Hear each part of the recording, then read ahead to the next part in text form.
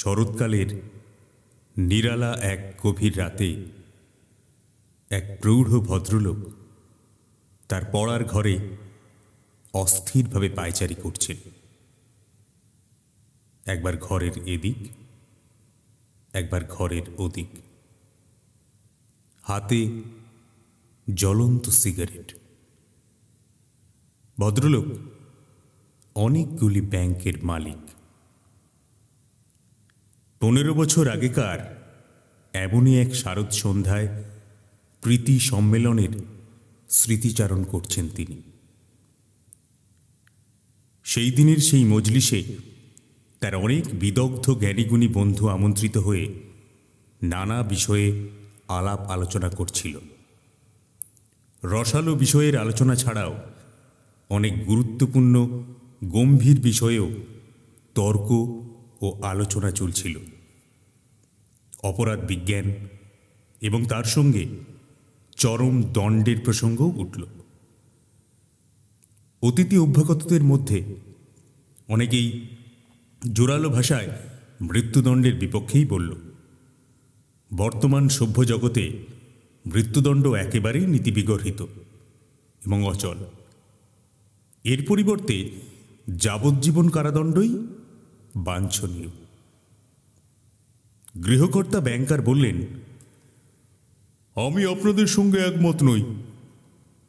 ব্যক্তিগত অভিজ্ঞতা না থাকলেও আমার নিজস্ব ধারণা, যাবজ্জীবন কারাদণ্ড মৃত্যুদণ্ডের চেয়ে অনেক বেশি দুর্বিষহ। মৃত্যুদণ্ড অপরাধীকে মুহূর্তে নিষ্কৃতি দেবে, কিন্তু যাবজ্জীবন কারাদণ্ড তাকে তিলে তিলে মৃত্যুর দিকে নিয়ে যাবে। তাহলে কোনটা বেশি কাম্য বলুন? একজন বললেন, দুটো ব্যবস্থাই সমান নীতিহীন, কারণ একটা অমূল্য জীবন নষ্ট করাই তো এর উদ্দেশ্য। রাষ্ট্র তো ভগবান নয়, তাই জীবন দেবার অধিকার না থাকলে জীবন হরণ করার অধিকারও তার নেই। কি বলেন সবাই? অভ্যাগতদের মধ্যে 25 বছরের যুবা এক আইনজীবীকে পরে মতামত জিজ্ঞেস করলে তিনি বললেন, আমার মতে দুটো ব্যবস্থাই খারাপ, কিন্তু এই দুটোর মধ্যে কোনটাকে আমি বেছে নেব কেউ জানতে চাইলে আমি নিশ্চয়ই দ্বিতীয় দণ্ডটাই মাথা পেতে নেব, কারণ একেবারে মরে যাওয়ার চাইতে কোনোভাবে বেঁচে থাকাই তো লাভ, তাই না? এভাবে তর্ক বিতর্ক এগিয়ে চলল। ব্যাংকার ভদ্রলোকের বয়স তখন বেশি ছিল না, তাই টাকার গরমও ছিল। হঠাৎ উত্তেজিত হয়ে টেবিল চাপড়ে তিনি বললেন, মিথ্যে কথা, মিথ্যে কথা। আমি আপনার সঙ্গে 20 লাখ টাকার বাজি ধরছি। আপনি 5 বছরের জন্য কারারুদ্ধ হয়ে থাকতে পারবেন না। আইনজ্ঞ যুবকটি বললেন, সত্যিই বাজি ধরতে চান? তাহলে শুনুন, 5 বছর কেন, দীর্ঘ 15 বছর আমি কারারুদ্ধ হয়ে থাকতে রাজি আছি। 15 বছর? বেশ, আমিও রাজি। সমবেত ভদ্র মহোদয়গণ, আপনারা শুনুন, আমি তাহলে 20 লক্ষ টাকার বাজি ধরছি। আমিও রাজি। আপনার 20 লাখ টাকার বিনিময়ে আমি আমার স্বাধীনতা বাজি রাখলাম। এভাবেই সেই অদ্ভুত সর্বনাশা বাজির সূত্রপাত হল। ব্যাংকার ভদ্রলোকের টাকার তখন কোনো লেখাজোকা ছিল না। অগুন্তি অর্থের দম্ভে এবং অল্প বয়সের অহেতুক জেদে তিনি সর্বনাশা বাজি ধরলেন। খাবার টেবিলে বসে হালকা সুরে একবার আইনজ্ঞ বন্ধুকে বললেন, এখনো সময় আছে, একবার ভেবে দেখতে পারেন। 20 লাখ টাকা আমার কাছে কিন্তু কিছুই নয়, কিন্তু আপনার সবচেয়ে মূল্যবান সময় 3-4টি বছর আপনি কেন হেলায় হারাবেন? হ্যাঁ, 3-4 বছরই বলছি, কারণ আমি তো জানি তার বেশি আপনি একটি দিনও বন্দি জীবন কাটাতে পারবেন না। ভুলে যাচ্ছেন কেন? সেধে কারারুদ্ধ হওয়া অনেক বেশি কঠিন। যে কোনো মুহূর্তে নিজেকে মুক্ত করতে পারবেন, আর এই ভাবনাটাই আপনাকে তিলে তিলে দগ্ধ করবে। আর তখন প্রতি মুহূর্তে আপনি অসহ্য হয়ে উঠবেন, তাই না? সেই দিন সান্ধ্য মজলিসের পর স্থির হয়েছিল আইনজ্ঞ যুবকটি ব্যাংকারের প্রাসাদসম বাড়ির সংলগ্ন মহলের একটি ঘরে বন্দী হয়ে থাকবেন। তিনি বাইরে বের হতে পারবেন না, কোনো মানুষের মুখ দর্শন করতে পারবেন না, কারো সঙ্গে কথা বলতে পারবেন না, কারো কাছ থেকে চিঠিও নিতে পাবেন না। তাকে তার ইচ্ছে মতো বাদ্যযন্ত্র দেওয়া হবে। তিনি বই পড়তে পারবেন, তিনি মদ খেতে পারবেন, সিগারেট খেতে পারবেন। যে ঘরে তিনি বন্দী থাকবেন সেখানে ছোট্ট একটি জানালা তৈরি করা হবে। সেই জানালা দিয়ে তিনি বাইরের জগতের সঙ্গে চিঠি লিখে যোগাযোগ রক্ষা করতে পারবেন, কিন্তু তা হবে নীরবে। সেই জানালা দিয়ে নোট পাঠালে তার প্রয়োজন ও রুচিমতো বই, পত্রিকা, বাদ্যযন্ত্র, মদ, খাবার সব কিছুই তিনি যে কোনো পরিমাণে পাবেন। দুজনের মধ্যেও এইভাবে একটি চুক্তিপত্র স্বাক্ষরিত হল। বন্দীকে 1870 খ্রিস্টাব্দের 14ই নভেম্বর রাত্রি 12টা থেকে 1885 খ্রিস্টাব্দের 14ই নভেম্বর রাত্রি 12টা পর্যন্ত একাকী একটি ঘরের মধ্যে বন্দি জীবন কাটাতে হবে।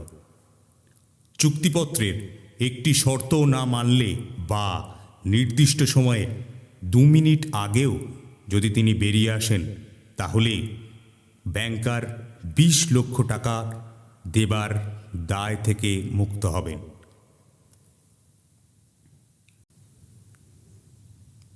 বন্দি জীবনের প্রথম বছর বন্দির নোট অনুযায়ী জানা গেল তিনি একেলা জীবনের একঘেয়েমি জ্বালায় মানসিক যন্ত্রণায় অস্থির।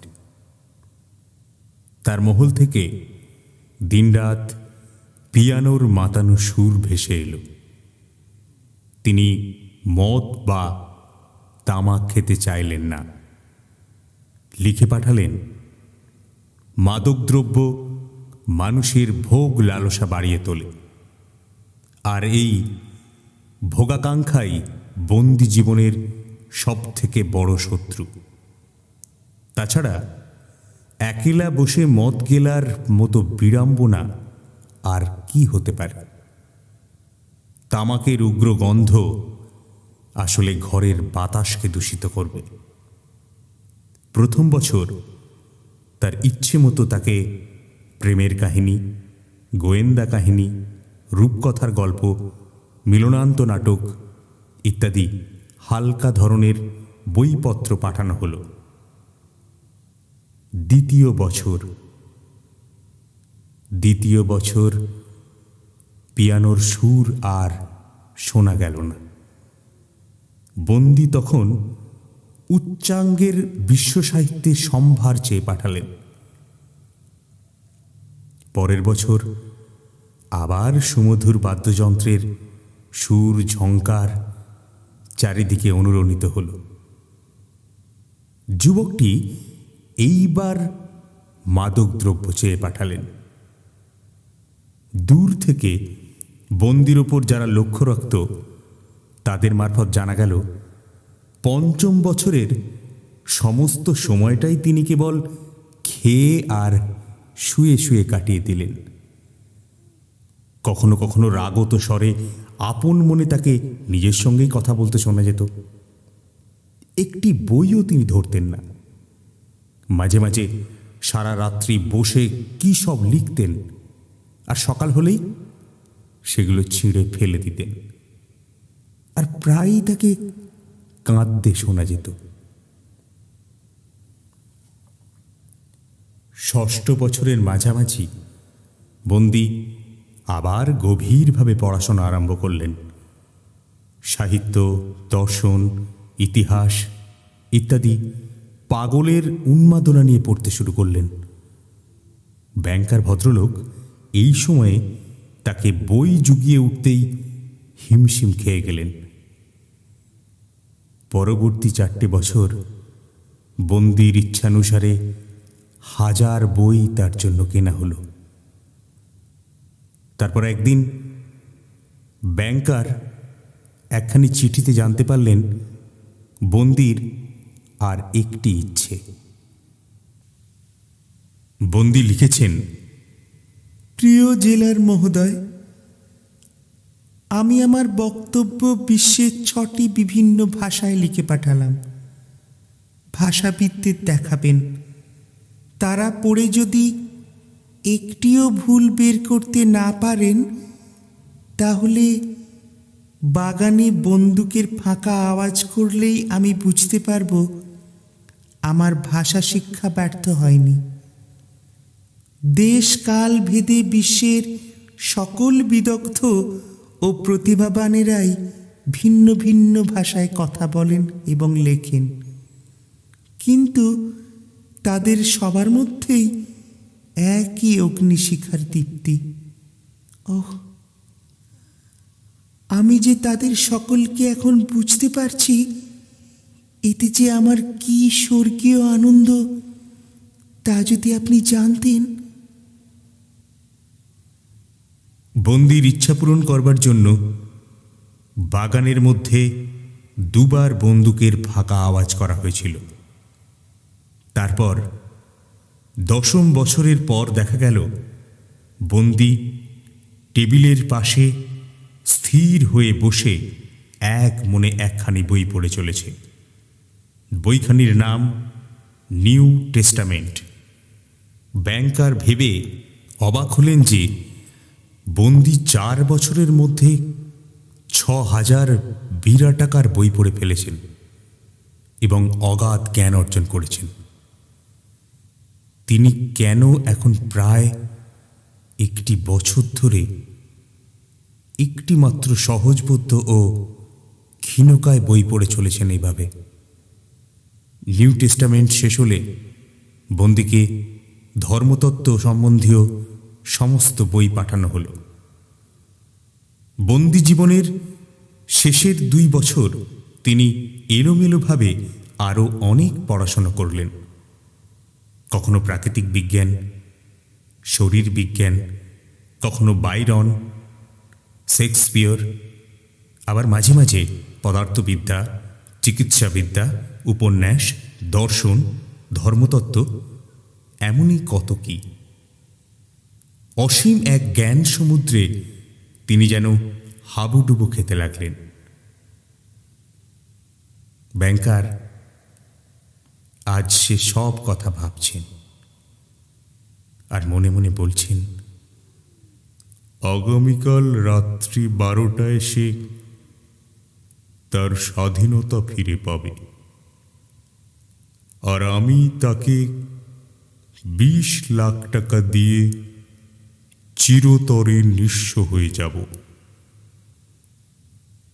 15 বছর আগে তার টাকার কোনো হিসাব নিকাশ ছিল না, কিন্তু আজ তার ঋণের বোঝাই অনেক ভারী হয়ে গেছে। উদ্দাম হয়ে অপব্যয় করে স্টক এক্সচেঞ্জের বাজি ধরে জুয়া খেলে হরেক রকম ব্যবসায় লগ্নি করে ক্রমে ক্রমে তার বয়সও যেমন বেড়েছে, অর্থের বোঝাও ঠিক তেমন হারেই কমেছে।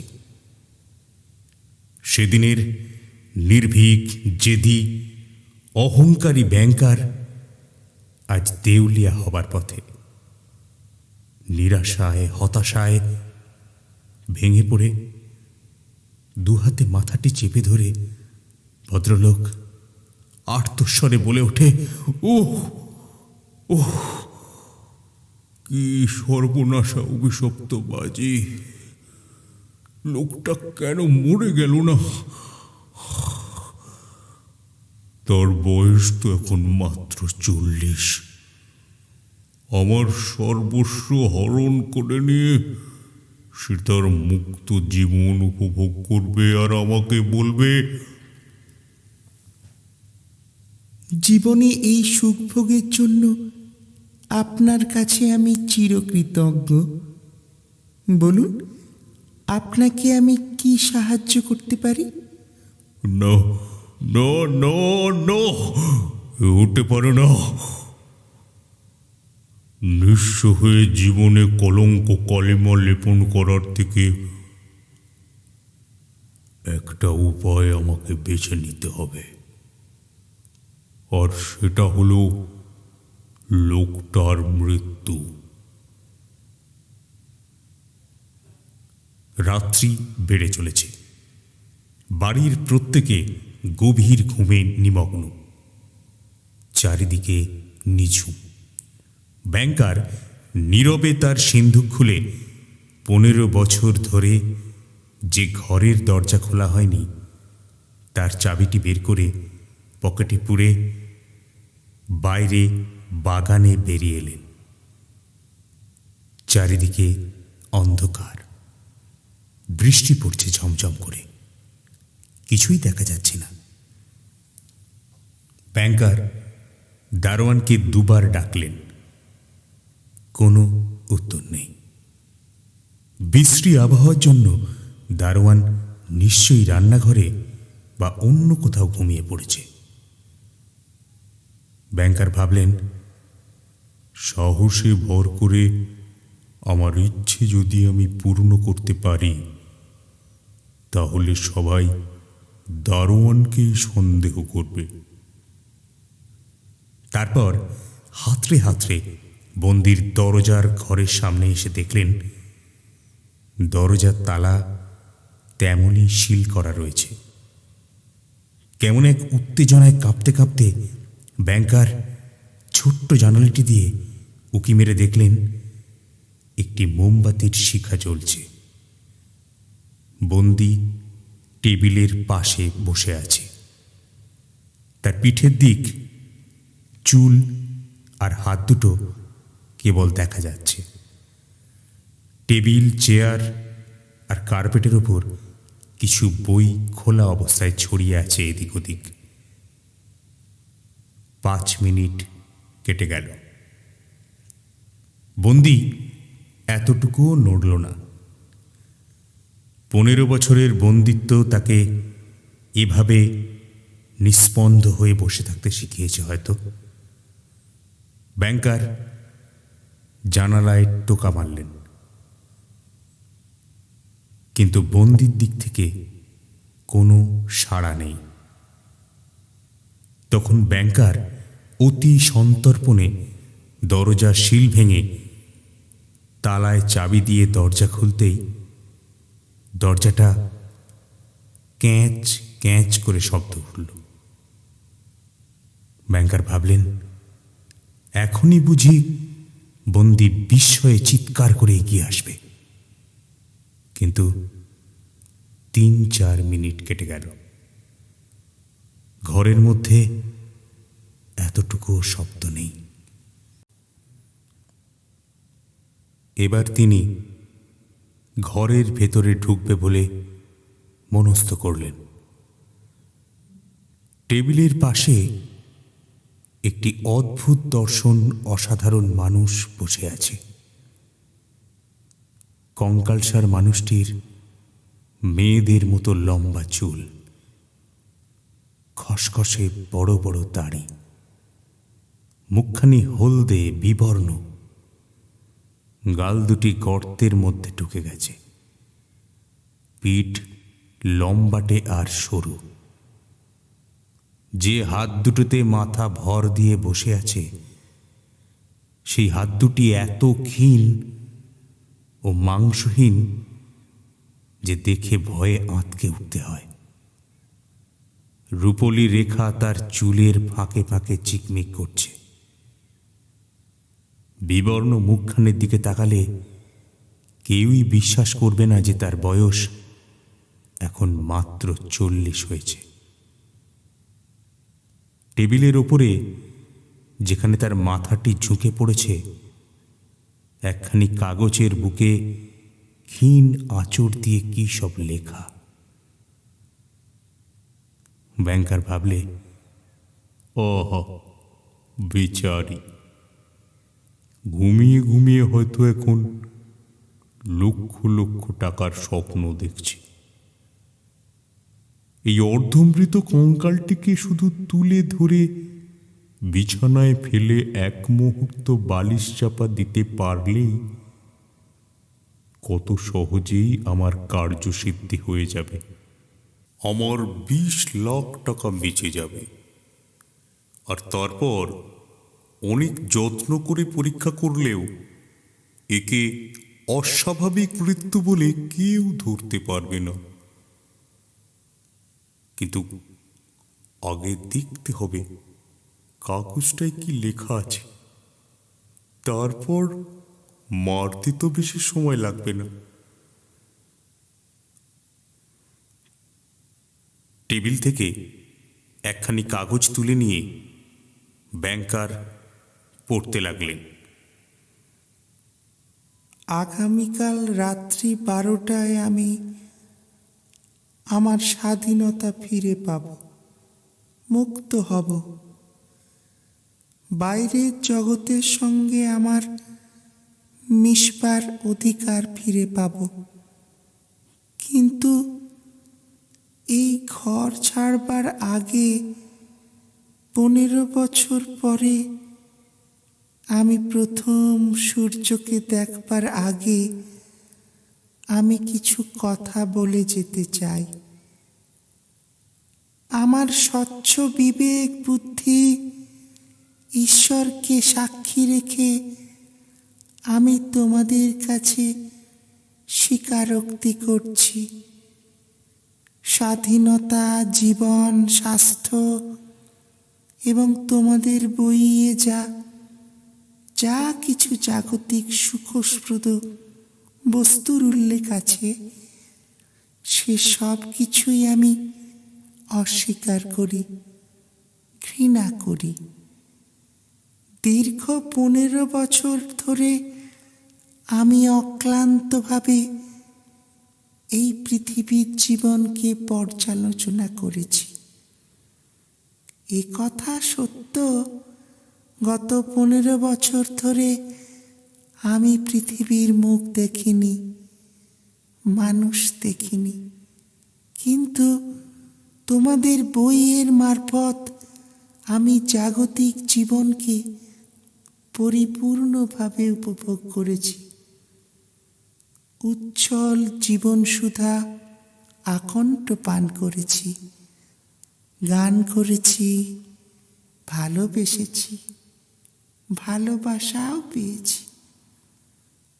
তোমাদের কবি কল্পনার মোহময়ী সুন্দরী নায়িকারা প্রতি রাতে আমার সঙ্গে অভিসারে মিলিত হয়ে আমাকে প্রেম নিবেদন করেছে।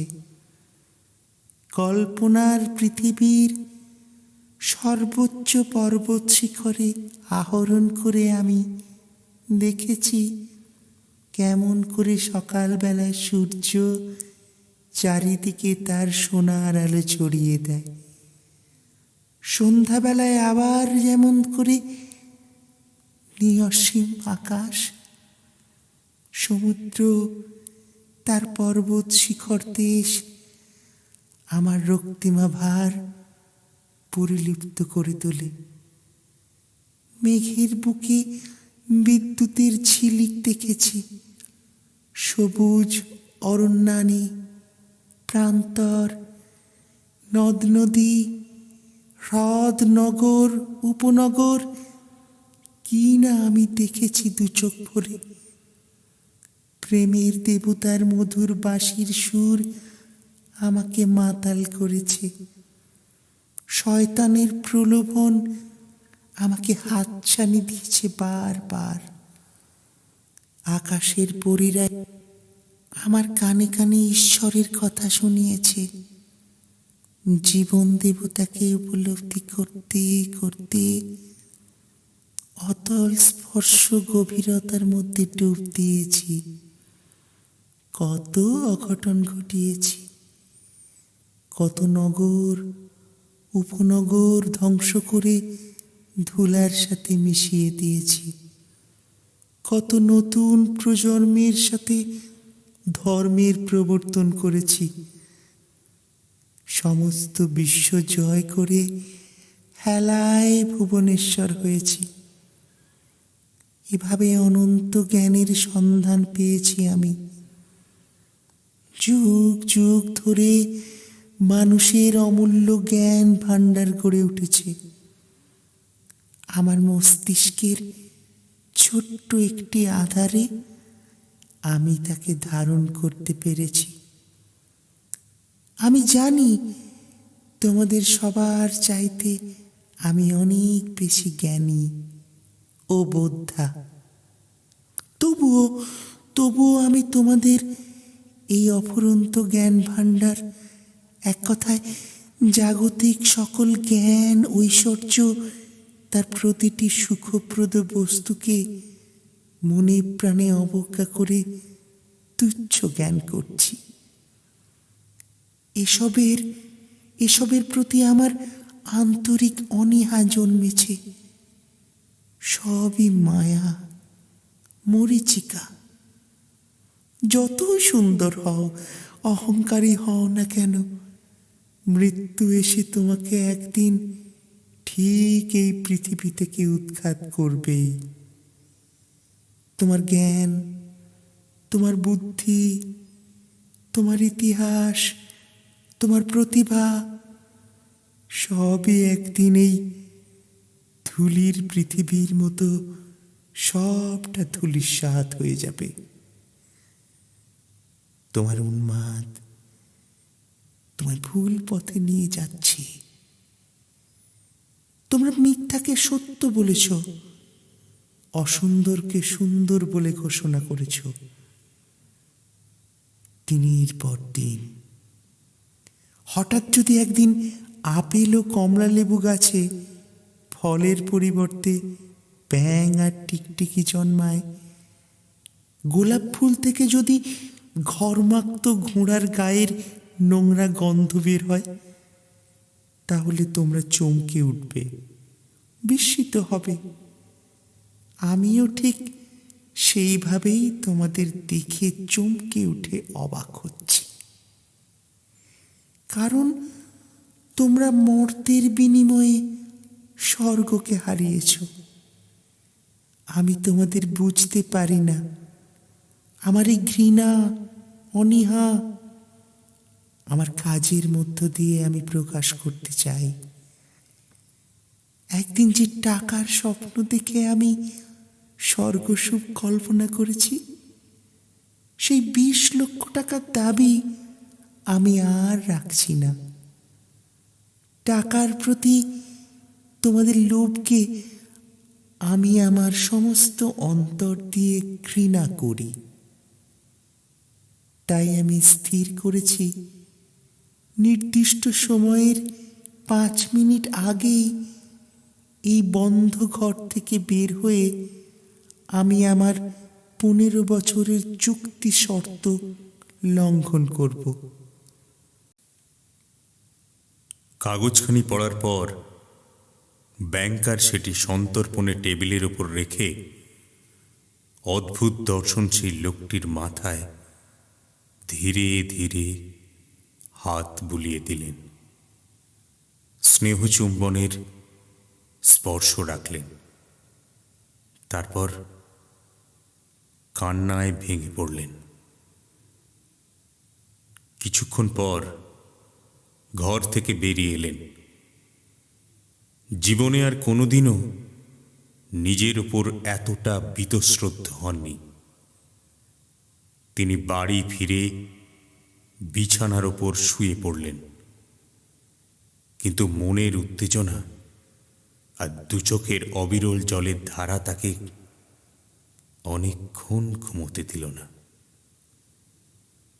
পরদিন সকালে বেচারা দারোয়ান ছুটে এসে তাকে খবর দিল, বন্দি জানালা বেয়ে বাগান থেকে বেরিয়ে সোজা ফটক দিয়ে কোথাও অদৃশ্য হয়ে গেছে। কয়েকজন সঙ্গী নিয়ে ব্যাংকার ভদ্রলোক সেই মহলে গিয়ে বন্দির পালাবার খবর চারিদিকে প্রচার করে দিলেন। আর তারপর সেই অমূল্য কাগজখানি টেবিলের ওপর থেকে সন্তর্পণে তুলে নিয়ে সবার চোখের আড়ালে সযত্নে আপন সিন্ধুকে রেখে দিলেন। ধন্যবাদ। আমার গল্প যদি ভালো লেগে থাকে, আমার এই চ্যানেলটিকে সাবস্ক্রাইব করবেন, লাইক দেবেন, আর যতটা পারবেন শেয়ার করবেন। আমি ভীষণ খুশি হব। ভালো থাকবেন। প্রণাম নেবেন।